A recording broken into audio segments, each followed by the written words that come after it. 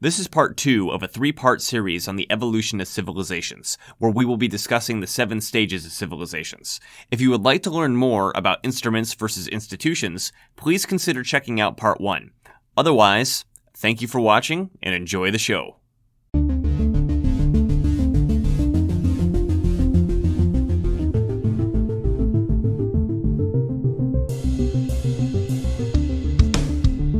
Might as well just get into the 7 stages of civilization, right?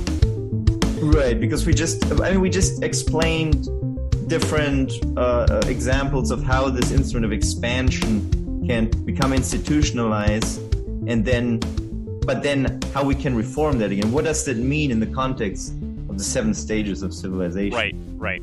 So, the 7 stages of civilization. This shit's so cool. I still get goosebumps when I think about this stuff and talk about this stuff and read about this stuff. So Quigley spent some time in the book criticizing some other, not like, oh, you're an idiot, but just saying, hey, other historians who have attempted to describe the life cycle of a civilization have always seemed to have fallen short.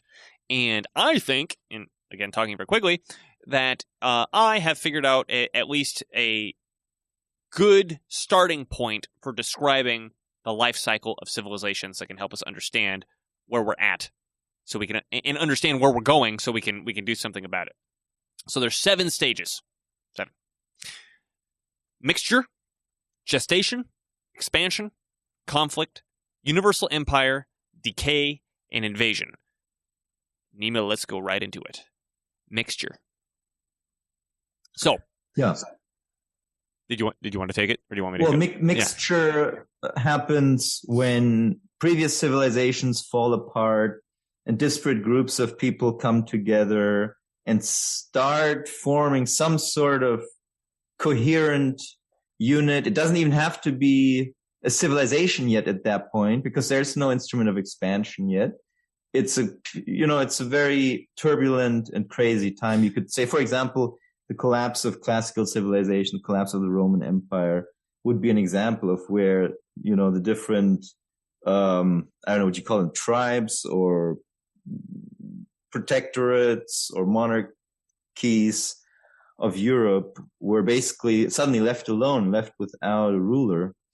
And so they came together and sometimes worked together, sometimes worked against each other. But this was the first beginnings of the Western civilization, basically. And that's what I believe, that's how he describes the stage of mixture. And then I would even go to say, you mentioned that it's at the when a civilization dies on the periphery, you usually see this new one born. That's usually where it is, but it doesn't need to be that. So it's any time you get 2 societies that come together that are equal. And when I mean equal is I mean that they're willing to intermarry, as opposed to one enslaves the other, and that's the end of the story. If they're able to intermarry, you have the situation where, okay, what rituals are we going to follow, and how are we going to raise the kids? Because I got culture A telling me this, and I got culture B telling me that. Which one's it going to be? How's it going to look? When this happens, obviously the culture has the opportunity to change. If that culture changes, and it usually doesn't do this, if that culture changes in a way that it develops an instrument of expansion, we're off to the races. Well, we're not, no, because instrument of expansion is not in the mixture phase yet, right? Well, it's where it's starting, right? It starts in gestation. Well, let me. I think we're nitpicking over the word starting. The people are coming together that's going to lead into the instrument of expansion. I guess we've put the seeds and we put water on it at this point with mixture, right? So let's look at it specifically. The fall of the Roman Empire, right? So we've got the original people, which were the Roman citizens, and we've got the Germanic tribes of the north. On the periphery of the Roman Empire is where they mix. Mm-hmm. And that's where we see the development of the new civilization that we call the West. Mm-hmm. Right? And they happen to create this new, we talked about feudalism and how that created the surplus and the investment. that was needed for the Yeah, instrument of but expansion. that's later. Yeah, That's later, right? It's much later, but it starts with this mixture With a between mixture. the two peoples, right? Mhm. Before we move on to gestation, I just want to check over my notes to make sure I didn't miss something important. I did mention that this is actually pretty rare because societies are mixing all the time. They don't necessarily end up developing an instrument of expansion. And then we talked about the fringes of civilizations are the fringes of dead civilizations are great places for new civilizations to pop up. And in fact, Western civilization is not the only child of classical civilization. Western, Russian, and Islamic civilization are all children of Rome, so to speak. So once we pass the age of mixture, these two peoples coming together, and I guess maybe if we literally just look at it, this is the time when the two peoples are actually, getting into contact with each other, right? Gestation is the time, Quigley points out, which nothing seems to be happening. The people have mixed and they're just coexisting for a while, right? However, the instrument of expansion is starting to get set up, which leads us into stage 3, which is,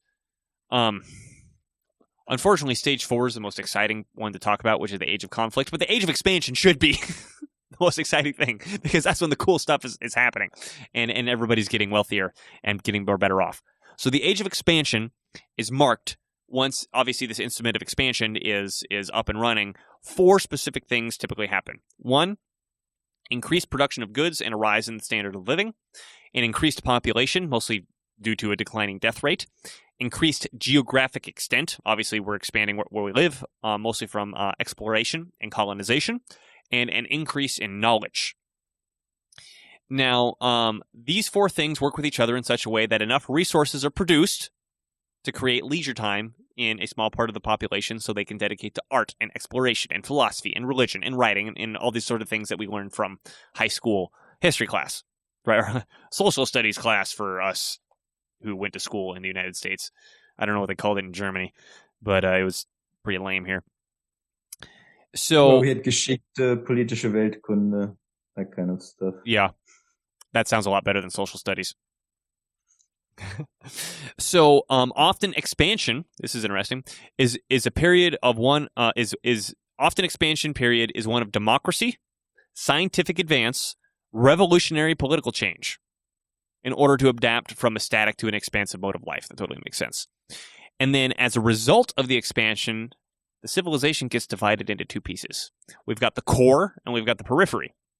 So the core is where the civilization had occupied at the end of stage 2. The periphery is the civilization that's been expanded to once stage 3 happens. And an example of this, the core of classical civilization was Greece. And then the periphery ended up being like the whole Mediterranean basin and halfway up to Europe and over into Saudi Arabia and all that sort of stuff, right? Western civilization, the original core would be North Italy, France, and England. And he says here, extreme West Germany. And obviously the periphery now is like America and Australia and New Zealand and stuff like that. So while the periphery is expanding, the instrument of expansion in the core begins to become institutionalized. This ends up being a key point. So instrument of expansion still working in the periphery. It's starting to get institutionalized in the core. I think just thinking about the difference between Europe and its peripheries, like the United States, is just a perfect example of this, right? And the periphery continues to expand and often shortcuts many of the developments that the core went through. So, I mean, they get to inherit writing and they get to inherit all this stuff that took centuries for the core to develop. The result is and they're more dynamic. They're more dynamic. They have fewer institutionalized structures, so they can grow faster at the end of the day. They can actually be more dynamic than the core, which they inherited. And they typically tend to be more materialistic and less legalistic. Mm-hmm. Right? So eventually what happens is that as the instrument of expansion starts to slow down, as we just described how that happens earlier, that's when we start to enter the age of conflict. So, and again, this isn't that the instrument. This isn't that the actual savings is decreasing. What we're saying is that the speed of expansion has begun to decrease. So for calculus nerds out there, I'm saying that the second derivative starts to get lower. Mm-hmm. For non-calculus nerds out there, I'm sorry I said that. So the age of conflict, which is where things get spicy. So to quote Quigley, this is probably the most complex, most interesting, and most critical of all the 7 stages. Now, there's 4 chief characteristics with this, just like there were with the age of expansion. We have a declining rate of expansion, like I just said, growing tension of evolution, and increasing class conflicts. And I remember the tension of evolution was the vested interests controlling the resources, fighting against the mass population that wants access to the resources like they used to have when the instrument of expansion was working. Increasingly frequent and violent imperialist wars. Is any of this starting to sound familiar? And growing irrationality, pessimism, superstitions, and otherworldliness amongst the populations. So, when the instrument of expansion starts to become this institution, and this tension starts to increase, typically, this is usually between a minority and a majority, where the minority is this vested interest. But neither side typically, and I would say with an asterisk, I think there's one side that knows what's going on today, but neither side typically knows what the problem is, right? In classical civilization, there wasn't someone going, well, the slavery is our instrument of expansion, which is allowing us to do this, and if we stop that and we spend it on this, and these people are going to suffer, and if these people suffer, it's going to create these class conflicts, and nobody's thinking about that back then, right? Cool story, bro. Is what they're going to say. They're going to say, right? No, they're not aware of this, and so they start lashing out in ways that are not very effective. So, one of the things that we mentioned before, programs for sharing surplus amongst the masses are worse than useless. Again, this is the stimulus check or the welfare check or whatever. It doesn't fix or replace the instrument of expansion, and you just destroyed a bunch of surplus that could have been used for investment. So much for the argument of the welfare state. And he mentions this, and we talked about this earlier, is that if the instrument of expansion if a new instrument of expansion can come into existence, it's usually through circumvention and not through reform. So this is also a theme throughout this book, is that circumvention is a lot easier to pull off than reform. Again, thinking about the news and the media is what's going through my head. So with the imperialist wars and the irrationality, different classes, the minority and majority classes engage in this for 2 different reasons. Participation in the war for the masses is often the only way to get a job once the instrument of expansion stops working. And I mean, this goes back to what I was mentioning before, is that when the instrument of expansion is working, you are rewarded for participating in society. To put this in the 50s nuclear family sense, if you go to school, get good grades, get a job, get married, and buy a house, you can do all that if you go to school and get good grades. That's not the case anymore. You in modern day, you don't get rewarded for participating in what society tells you to participate in the same way that you did, say, 70 years ago.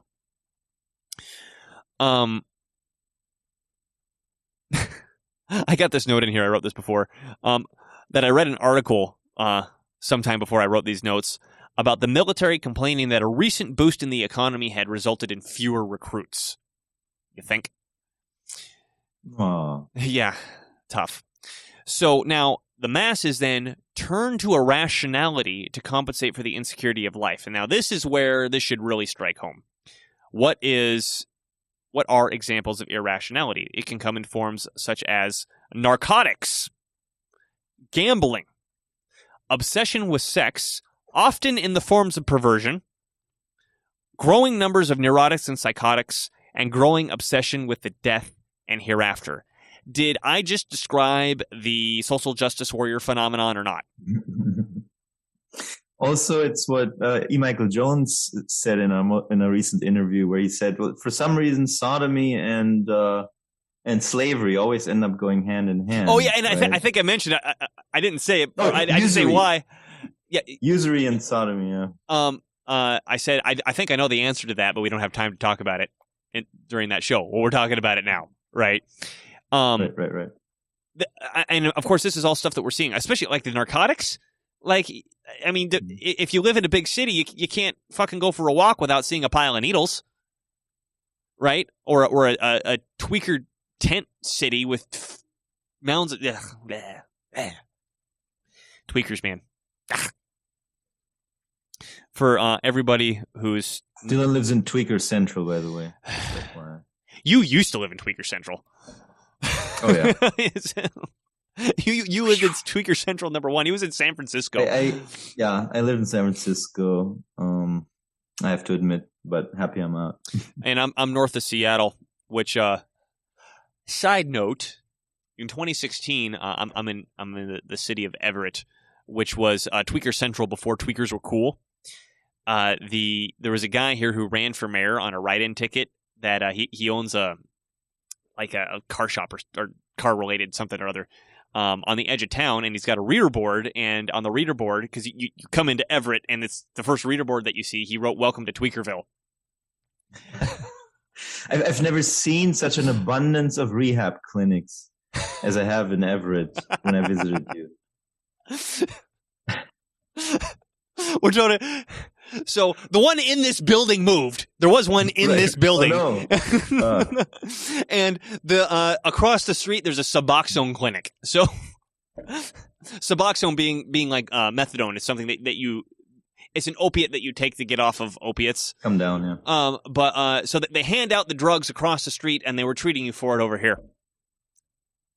Welcome to Tweakerville, dude. Anyway, this guy ran specifically like on an anti-tweaker ticket. He was late to the game, and so he was a write-in, and even as a write-in, he ended up getting 20% of the vote, and the other 80% got split equally between the other two candidates. But that's the situation here. It's bad. So at least I can laugh about it. It's unfortunate, but that's what we're looking with here. Did we not say at the beginning that this is going to be hitting close to home and going to be describing the fucking situation that we're looking at?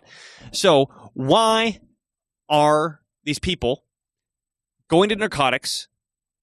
I don't know how to mention much on the gambling. I'm surrounded by casinos here with all the Indian casinos. I don't go into them because I don't really understand how people get addicted to gambling. And they're gross. I mean, I'm totally getting sidetracked here.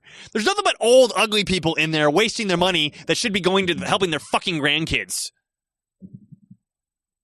We roll these dice and pull these slots a little more. My grandkid's going into $300,000 of college debt. Fuck them. I need to pull these slot machines. Decadence, anyone? Hello?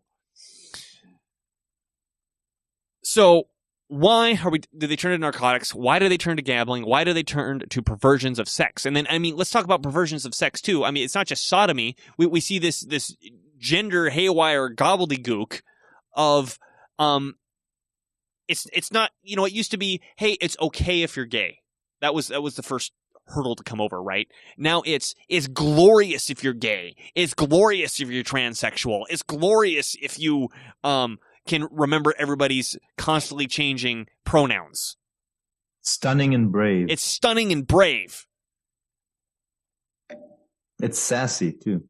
And the argument that Quigley's making here is that the instrument of expansion has institutionalized, so the masses no longer are able to get rewarded for participating in what society tells them to participate in, right? Because, I mean, all the people doing this, if all these drugs or whatever, they say, well, yeah, I went to school. Yeah, I got good grades. I didn't do anything. Right? Yeah, there's a lack of purpose, right? There's a lack For of purpose. people. Yes. So that's what the masses do. Because remember, we were talking about the masses react badly and the vested interests react badly. What do the vested interests do?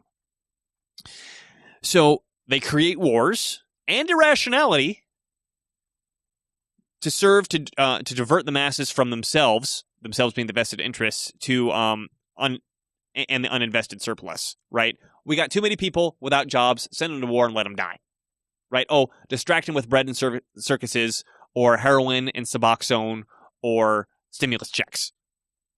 Or run biochemical pharmaceutical mass experiments on them. I think that's a vested interest that does know what's going on. Oh yeah, let's all remind ourselves here that Carroll Quigley was supposedly the historian for the CFR, the Council on Foreign Relations. Do I have that right? So he was the official historian for the CFR, and he was Bill Clinton's mentor. He was a Georgetown University professor. So these are the guy writing these books are being read by the people running the world. So this iteration of civilization is different from everything that we're talking about here, because at some level, I think our Illuminati overlords are aware of this and know how to guide it as the vested interest, as opposed to being like, I don't know what's going on, so let's just send these people to die because they're mad at us. So the vested interests create the wars, they create the irrationality, and to ensure division, the vested interests create instruments of imperialist wars, instruments of class oppression, and instruments of irrationality. Nima, can you think of an instrument of class oppression? Vaccine mandates. Anything else? Austerity. What about identity politics? Sure. Anti-whiteness. I'm thinking of BLM and Antifa destroying during the Summer of Love in 2020. Just any form of race obsession will lead you to that point. So the vested interests create the problems that we just described for the masses. And then Quigley points out that once these three new instruments, so we've got the instrument of imperialist war, we've got the instrument of class oppression, and these should be instruments of imperialist war, instruments of class oppression, and instruments of irrationality. Once these instruments become institutionalized, then it's pretty much over for that civilization. I think we should take a minute to digest what that means. So, if we've got an instrument of imperialist war, the goal, I guess, of an instrument of imperialist war is to cause wars with the goal of keeping the masses who are upset diverted and dead. If that becomes institutionalized, where the organization that causes that starts to serve itself as opposed to achieving the goal, which is starting the war, what would that even look like? Let's go with irrationality, or let's go with class oppression first, because I think that'll be easier to understand. I would say they would probably start turning on their own people because it's much more convenient, and that's what we're seeing right now, I think. Well, if we look at the class oppression, sorry to interrupt, but the tools of imperialist warfare that, for example, the CIA's techniques of overthrowing all these governments, the propaganda techniques that they use as part of these overthrows, they're now being deployed on the U.S. population. And it was made legal, I believe, in 2014 for the U.S. government to do that. I think it was some sort of bill passed under Obama, if I'm not mistaken. Yeah. Well, that's bad news. That's bad news. What about, so right now we're seeing a new organization, a new instrument of class oppression come out. You just mentioned it, which is this medical oppression, separating healthy people from vaccinated people. And obviously now it's working the goal of creating class oppression. what does it mean when that becomes institutionalized?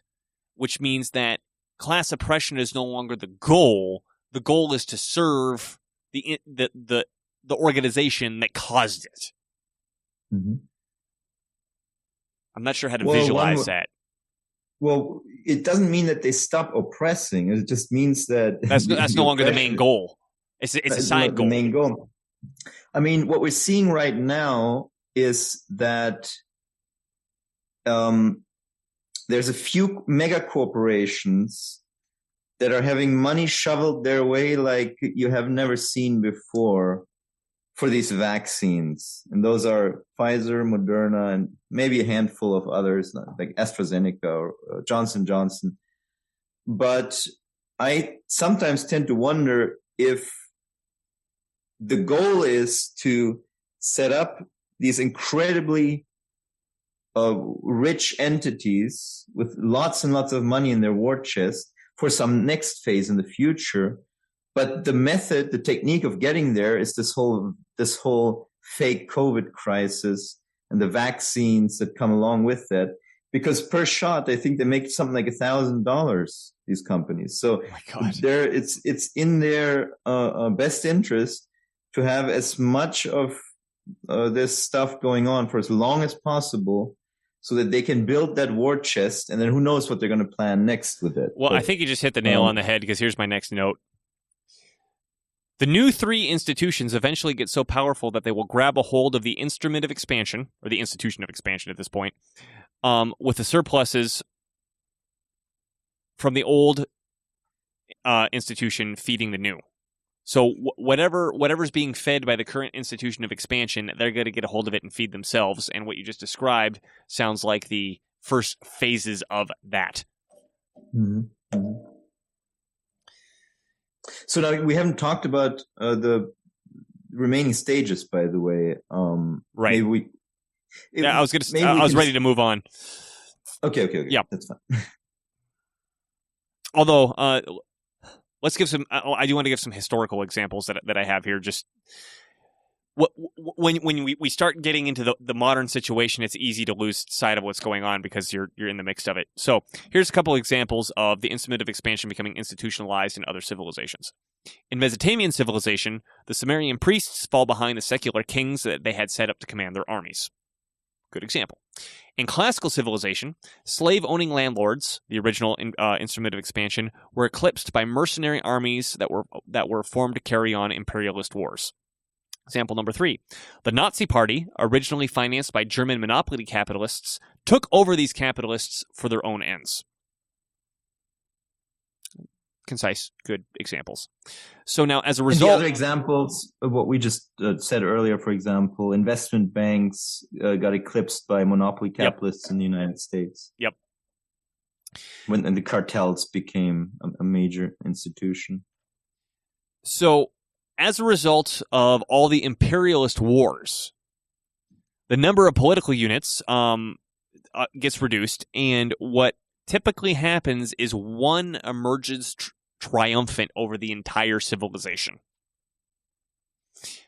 Rome over classical civilization is a perfect example of this, and in fact, I've got this this handy-dandy list. Persia and Mesopotamian civilization, the Aztecs over Mesoamerican civilization, the Incas over Andean civilizations, the Manchu over China, the Mughals over Hindu civilization, the Ottomans over Islamic civilization. And in the 3 phases that we discussed about with Western civilization, first phase was Henry V. Second phase was, and these were attempts, these guys weren't successful. First phase was Henry V of England. Second was Napoleon from France, duh. And third attempt was Hitler of Nazi Germany. And all 3 of these failed, and we had in the West we have circumvented them and moved on. But again, we don't want to go back into that. We're going to talk about universal empire now. So the obvious question arises here: why do excuse me, I didn't even mention this. A political unit manages to be triumphant and conquers a whole civilization, and that political unit usually comes from the periphery. Why would that come from the periphery? Because the periphery is wealthier, more powerful, more dynamic, and for that reason has the ability to build better weaponry and better systems of domination. And they're typically more materialistic, as I mentioned before. Quigley points out that, I mean, at least in the old days, I don't know how much the stuff like the internet and telephones changes this, but it used to be stuff moved faster than ideas, right? The economic goods could move faster than, say, teaching people writing, right?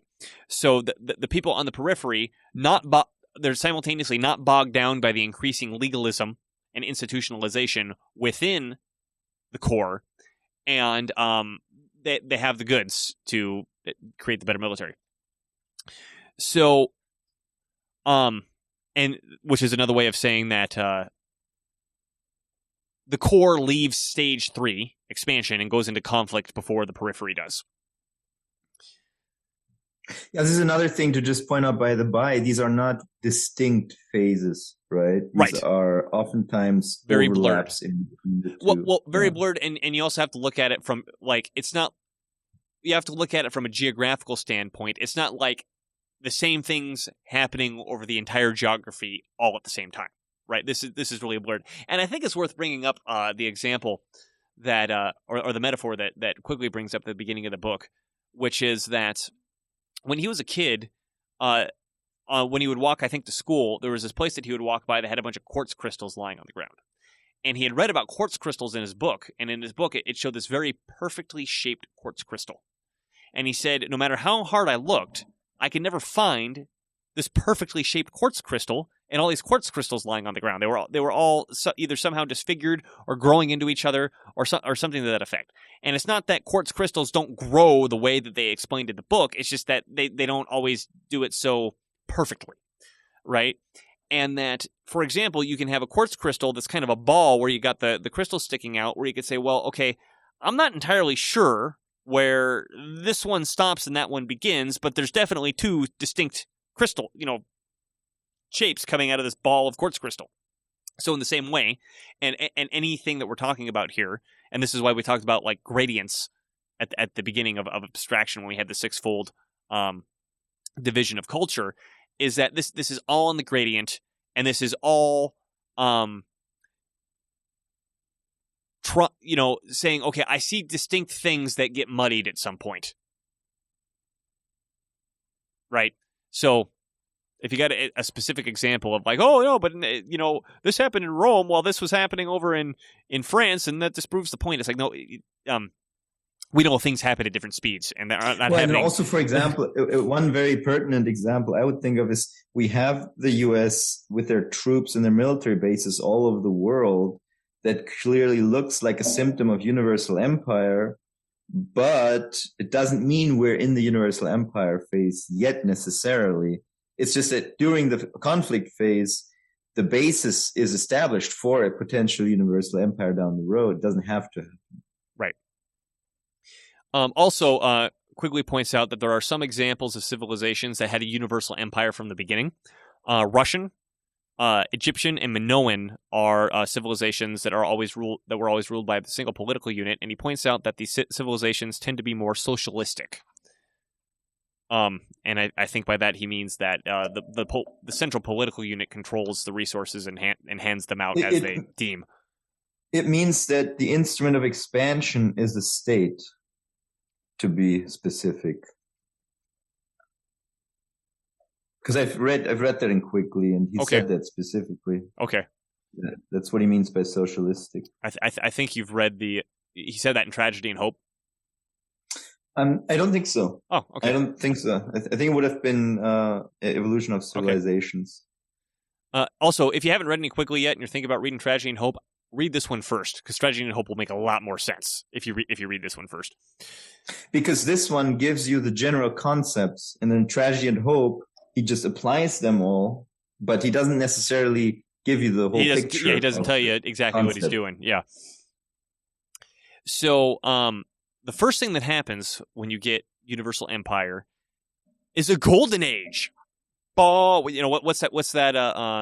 When you play Civilization and you get a golden age, that's like, music comes out. I always just fought the Zulus. That's all I remember. You fought the Zulus, or you were the Zulus when I playing? fought the Zulus. Okay, Yeah. you only played it once. No, I played it many times, but for some reason, that's always what I remember, the negotiations with the Zulus. Oh, for some reason. when you're in like modern times and the guy's still dressed up like it's Yeah. prehistoric, yeah. So the first and obvious reason why this gets called the Golden Age is that the wars stop. Right, one political unit conquers the whole thing, the wars stop.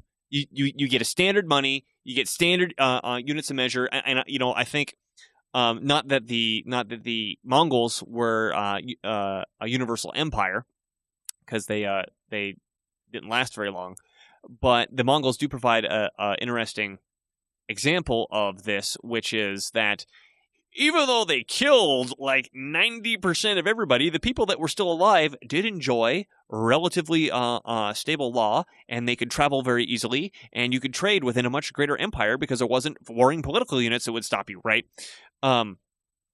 You get this idea that things have gotten better, and in some sense they have, which is why we might call them a golden age, but in reality, the instrument of expansion still has not been addressed. And so they're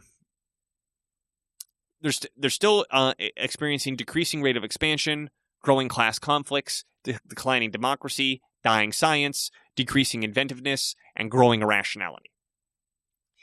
And once this happens, you start sliding into the age of decay. Yeah, but before I talk about that, I think this is worth pointing out.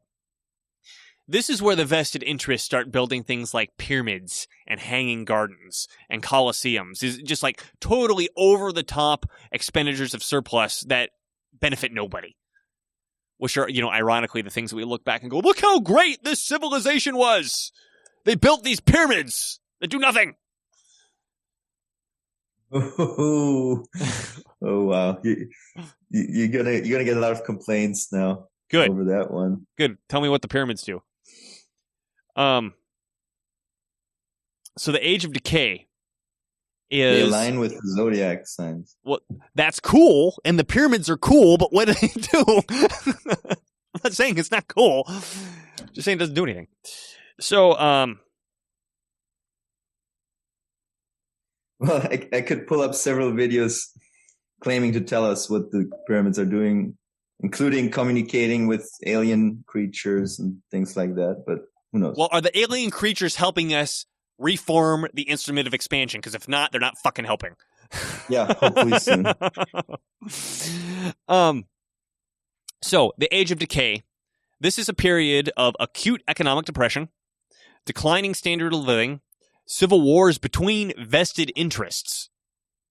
He didn't explain this that much, but I think that's a really good point to put out. I guess this is where like CNN and NBC get in a like a street fight or something. Where oh, that'd be awesome. That would be awesome. But bum fights 2.0. And we also see growing illiteracy. I mean, this is if the Roman Empire or classical civilization, I think is a good example of this, where any standard historian will point out that in the tail end of the Roman Empire, cities are getting emptied. Nobody cares about the classical ideal anymore. People aren't worshiping the gods anymore. Nobody's making the sacrifices. No, people aren't donating their, saying, I want to be recognized in the community. No, it's just a bunch of mercenary barbarians that now have citizenship, and nobody's got a job, and everybody's got to leave to go live on these latifundia because that, I got to get close to where the earth can produce me some food to survive. And then I guess whatever's left can be fought over by the remaining ruling elite. And Quigley goes on that usually vain efforts are made by legislation to stop the wastage. I think what I talked about with France trying to determine how many buttons can go on clothes is an excellent example of that. Religious, intellectual, social, and political levels begin to lose allegiance of the masses on a large scale. Do you think that describes Congress's approval rating? Yes, Congress and the corporate media as well. Yeah. I think Congress ranks just a notch below cockroaches in U.S. opinion polls, approval polls. Well, get your shoe. New religious membership sweeps over the society. I think, obviously, Christianity fits the bill for Roman civilization, and I think New Age fits the bill right now for this. Absolutely. And here's what I was saying before, and this is what I have italicized, which I think is the most important point. There's a growing reluctance to fight for society or even pay taxes to support it, because you no longer believe in the culture. You no longer believe in the concept of the society. And eventually, the civilization can no longer defend itself and will continue to get weaker until an invader comes along to smash it in stage 7, which is invasion. And, I mean, stage 7 doesn't have anything more to say than what I just read is someone comes in to smash it. And I've got some examples here. So, Mesopotamian civilization, which culminated in the Persian Empire, was smashed by the Greeks under Alexander the Great in about 300 BC. Same thing with the Egyptian Empire, smashed by Greeks. And then the Minoan Empire, well, I'll skip over the Minoans, I don't want to explain that one. The Canaanite civilization, which had the Punic Universal Empire, was smashed by the Romans between 264 and 146 BC. The Roman civilization, or excuse me, the classical civilization, which culminated in the Roman Empire, smashed by Germanic tribes. And then the rest of these got smashed by Europeans. So we have the Andean civilization, which culminated in the Incans, smashed by the Spaniards, which are European. The Aztecs, which were the culmination of the Mesoamerican Empire, smashed by the Spaniards. The Chinese civilization, which culminated in the Manchus, smashed by the Europeans. The Hindu civilization culminated in the Mughals, smashed by the Europeans. And the Islamic civilization culminated in the Ottomans, smashed by, you guessed it, the Europeans. Quigley opens in his chapter on Western civilization that we're so unique that we seem to have steamrolled over so many other civilizations without even realizing that we were doing it. Case in point. So then Quigley goes on to say, as we talked about before, that a dead civilization is an excellent breeding ground for a new civilization to start up on. Thank you for listening to part 2 of 3 of our Evolution of Civilization series. In part 3, we will be discussing the current state of Western civilization and what could be done to save it from falling from the age of conflict into the age of decay. Visit iReadit.tv to follow us at the social media of your choice to receive regular updates on shows. Thank you again for watching, and we'll see you for part 3.